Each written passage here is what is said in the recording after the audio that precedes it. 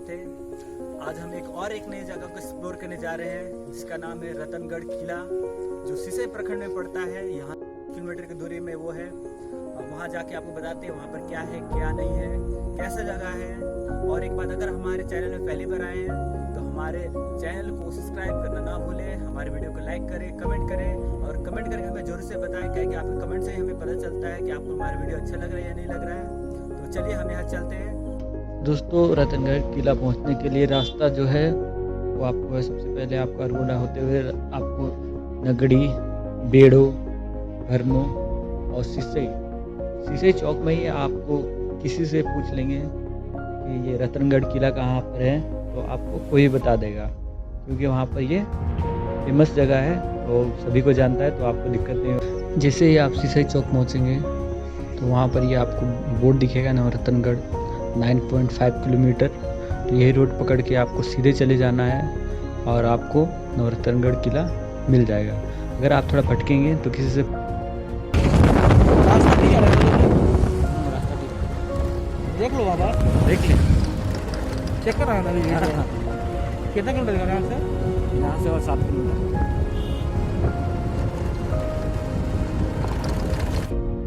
अगर आप लोग ज़्यादा कंफ्यूज होते हैं तो आप अपने मोबाइल में गूगल मैप के द्वारा भी वहाँ तक पहुँच सकते हैं। गूगल मैप में रतनगढ़ किला डालेंगे तो वो आपको दिखा देगा एग्जैक्ट।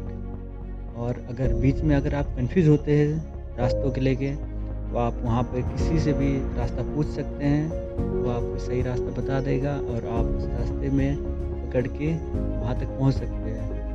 जैसे हम लोगों ने यहाँ पर कदम रखा नवरतनगढ़ किला के अंदर, तो उसी तरह से आप देख के ही अंदाज़ा लगा सकते हैं ये कितना विशाल है, कितनी लंबी चौड़ी धरती में ये फैली हुई है। इसका साम्राज्य आप देख के ही पता कर सकते हैं। हमें कम से कम 2 किलोमीटर की दूरी तय करनी पड़ी अपने बाइक से, तब जाके हम इसके मेन पॉइंट में पहुँचे। और जिस तरह से आप देख रहे हैं उस टाइम का धरोहर। चैनल को सब्सक्राइब करना ना भूले और साथ में बेल आइकन भी जरूर दबा दें। तो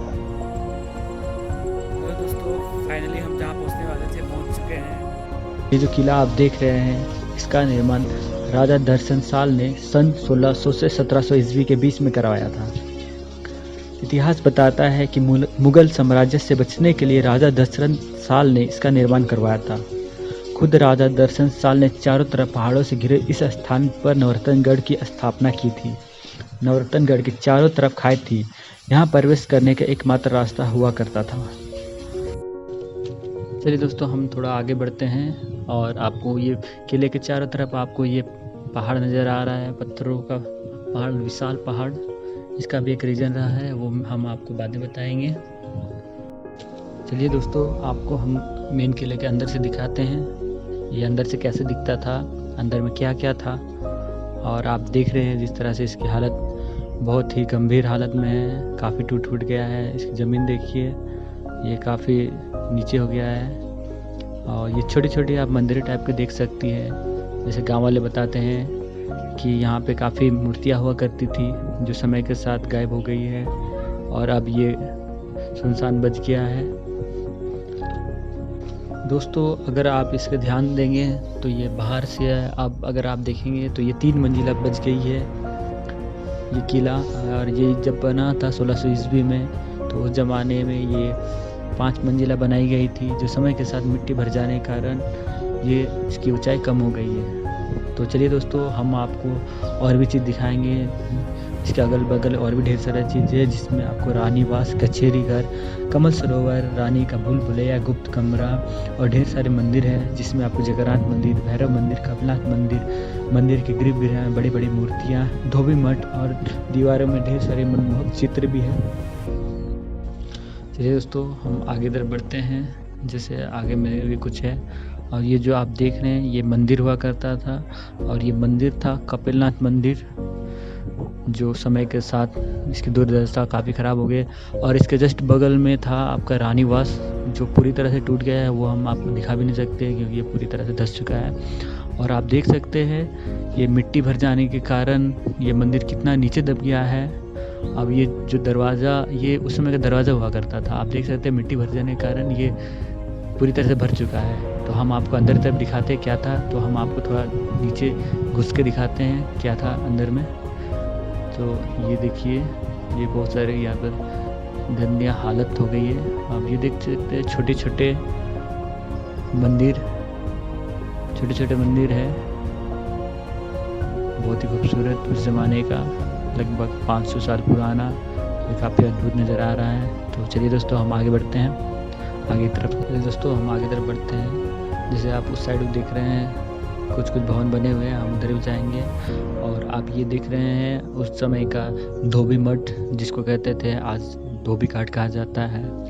और ये काफ़ी गंभीर हालत में, पानी सूख चुका है। और हम अंदाज़ा लगा सकते हैं ये उस ज़माने में कितना अच्छा रहा होगा, कितना खूबसूरत रहा होगा। चलिए दोस्तों, हम आगे इधर बढ़ते हैं। आगे में क्या मिलता है वो हम आपको बताएंगे।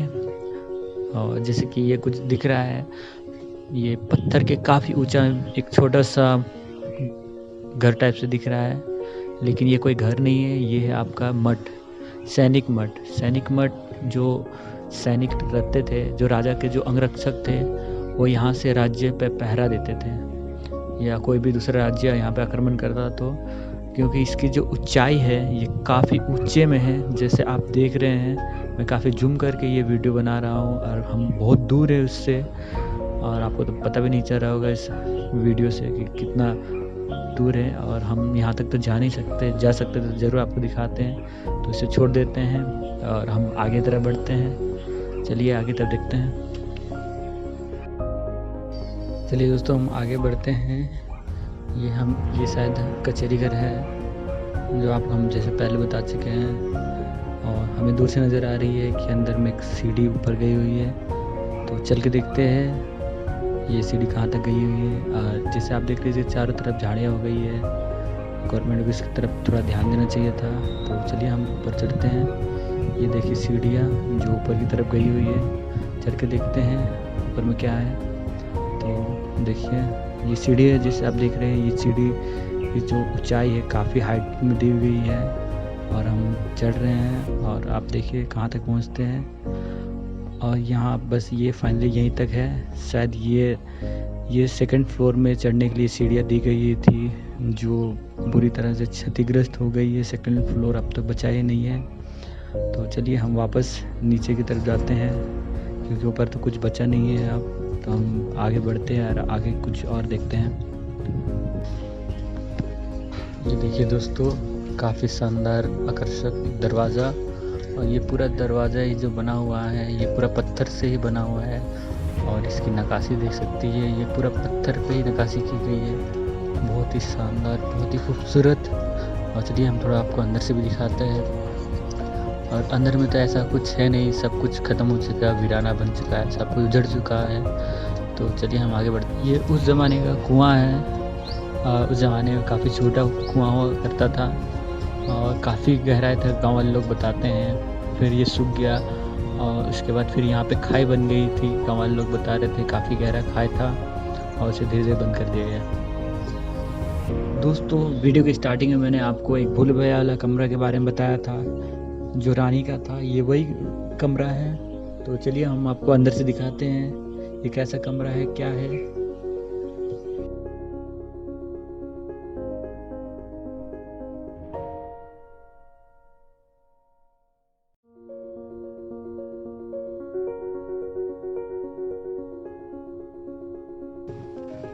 देखिए दोस्तों, यहाँ पर बहुत सारी चित्रकलाएं बनी हुई थी, जो समय के साथ धीरे धीरे करके सब कुछ मिट गया है। कुछ पता ही नहीं चल रहा है क्या है क्या नहीं है, कुछ बता ही नहीं पाएंगे आपको। और इस साइड हम एक सीढ़ी देख पाए हैं। ये सीढ़ी ऊपर की तरफ जा रही है, हमें पता नहीं कहाँ की तरफ जा रही है। अब हम इसे चढ़ के देखते हैं हम कहाँ तक पहुँच पाते हैं।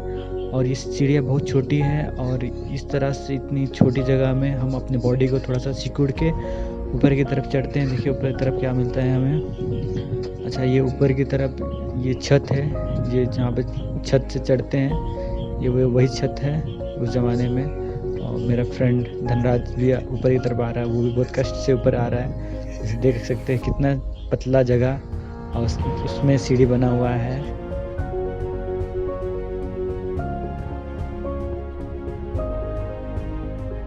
छत पे हमें एक गुंबद मिला है और हम इसे अब अंदर जाके देखते हैं इसके अंदर कुछ मिलता है या नहीं। तो ये हम अंदर घुस रहे हैं और ये तो खाली नज़र आ रहा है, इसका हमें कुछ ऐसी कुछ चित्रकला भी नज़र नहीं आ रही है। बस ये गुंबद की छत है, बस इसकी जो डिज़ाइन है वो थोड़ी मोड़ी अच्छी दिख रही है और ऐसा कुछ है नहीं, ये खाली है। ये एक गुंबदनुमा कमरा हुआ करता होगा उस समय का, जो खाली पड़ा हुआ है और कुछ नहीं है अंदर में। चलिए हम यहाँ से निकल के दूसरी तरफ बढ़ते हैं आगे। चलिए हम आगे बढ़ते हैं। अब जैसे ये सामने ये मंदिर देख रहे हैं, ये जगन्नाथ मंदिर हुआ करता था उस समय का। अब जैसे इसकी हालत देख रही है, ये काफ़ी टूट फूट गया है। तो चलिए हम आपको थोड़ा सा इसका अंदर से भी इसका थोड़ा सा दिखाते हैं आपको, ये कैसा था उस समय में। और अभी इसकी हालत तो बहुत ही ख़राब हो गई है। ये जितना भी डिज़ाइन है सारा पत्थर का ही डिज़ाइन है, ये काफ़ी बिखरा पड़ा हुआ है इधर उधर और धीरे धीरे ये टूट ही रहा है और ये पूरा पत्थर पे निकासी किया गया है। चलिए हम आगे इधर बढ़ते हैं। ये है आपका भैरव मंदिर उस समय का, बहुत ही सुंदर हुआ करता होगा उस समय ज़माने में। अभी इसकी आकृति आप देख सकते हैं, ये पूरे पत्थर पे ही इसकी कलाकृति की गई है। अगर आप कभी इस जगह पे आएंगे तो आप अपने आंखों से देख पाएंगे। तो इसकी इस खूबसूरती का कोई अंदाज़ा नहीं लगाया जा सकता है उस ज़माने में ये कैसा रहा होगा। बहुत ही सुंदर, बहुत ही आकर्षक रहा है।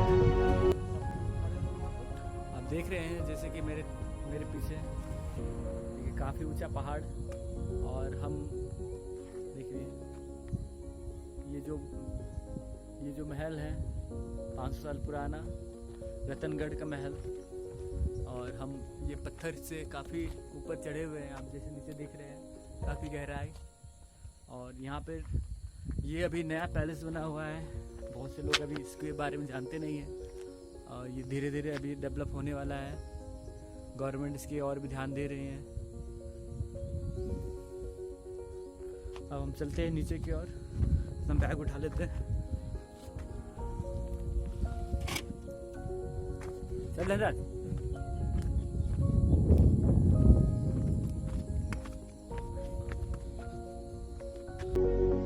अपनी सुरक्षा के लिए राजा दुर्जनसाल ने इसे बनवाया था। नौरतनगढ़ छोटा नागपुर के नागवंशी राजाओं की ऐतिहासिक धरोहर है। इसका इतिहास हजारों वर्ष पुराना है। मुगल साम्राज्य से बचने के लिए राजा दुर्जनसाल ने इसे बनवाया था। जब राजा दुर्जनसाल अपने राज्य नौरतनगढ़ का निर्माण करवा रहे थे, उस समय यह पूरा इलाका जंगल व पहाड़ हुआ करता था। राजा दुर्जनसाल ने यहाँ पर इसके चारों ओर खाई खुदवाई थी ताकि बाहर राज्य के दुश्मन यहाँ घुसपैठ या आक्रमण न कर सके। लेकिन दुर्जनसाल की मृत्यु के बाद कालांतर में समय बदला और आज यहाँ वीराना फैला हुआ है। मुख्य भवन भी खंडर के रूप में है। ऐसे में केंद्र व राज्य सरकार इसे पर्यटन में ऐतिहासिक धरोहर के रूप में विकसित करने में लगी हुई है। राजा दुर्जनसाल द्वारा बनाया गया भवन का 5 मंजिला भवन आज 3 मंजिला भवन में बाकी रह गया है और वो भी खंडर हो गया है। गुमला जिला देश भर में पहचान दिलाने के लिए नौरतनगढ़ को झारखंड सरकार के पर्यटन मैप में पहले स्थान पर रखा गया है। इसका विकास विश्व में पर्यटन विभाग अपने स्तर से करने जा रही है। इसका पुरातात्विक विभाग ने ही संरक्षण किया है। साउंड की खराबी की वजह से हम वॉइस ओवर कर रहे हैं। दोस्तों कैसा लगा आपको हमारा आज का ब्लॉग, नौरतनगढ़ ब्लॉग? तो आपको अगर हमारा वीडियो अच्छा लगता है तो हमारे वीडियो को लाइक करें, कमेंट करें हमें ज़रूर बताएं कि हमको आपका हमारा वीडियो कैसा लगता है। तभी तो हमें आगे पता चलेगा और हम आपके लिए ऐसे नई नई जगह हम आगे भी लाते रहेंगे। और एक बात है, अगर आप यहाँ पर आना चाहते हैं तो ये जगह बहुत ही सेफ़ है। आप अपने फैमिली के साथ, अपने दोस्तों के साथ आ सकते हैं। यहाँ का टाइमिंग है सुबह 7 बजे से लेकर शाम के 6 बजे तक यहाँ पे खुली रहती है। एवरीडे खुली रहती है, ऐसा कोई दिन नहीं है। आप रतनगढ़ किला घूमने आ रहे हैं तो खाने पीने की चीज़ों की टेंशन ना लें। यहाँ से 10 किलोमीटर पीछे जब आप सिसई चौक पहुँचेंगे तो वहाँ एक बड़ा मार्केट ही लगता है, तो वहाँ से आप खाने पीने की चीज़ें खरीद सकते हैं और यहाँ पे आके खा सकते हैं। और प्लीज़ आप लोग यहाँ पे खाते हैं तो यहाँ पर पानी की बोतलें, रैपर्स ना फेंके, गंदगी करेंगे तो ये आपके लिए शर्म की बात है। और साफ़ सुथरा बनाए रखें।